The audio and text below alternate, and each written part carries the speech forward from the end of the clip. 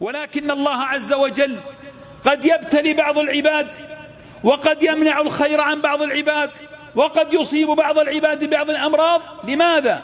ليس لأن الله ظالم، لكن لأن الله حكيم وله حكمة. يقول الله عن نفسه: إن من عبادي من لا يصلحه إلا الفقر ولو كان غنيا لطغى، وإن من عبادي من لا يصلحه إلا المرض ولو كان صحيحا لطغى، وإن من عبادي من لا يصلحه إلا الغنى ولو كان فقيرا لطغى. الله تبارك وتعالى أعلم بما هو خير للعباد. هنا يزداد ثقتك بالله عز وجل. عندما مثلا تبتلى أنت بمرض من الأمراض وأنت تؤمن أن رحمة الله وسعت كل شيء، وأن الله أرحم بك من أمك بك، فعندها تؤمن أن ما أصابك لحكمة يعلمها الله، ولا يمكن أن يضرك الله.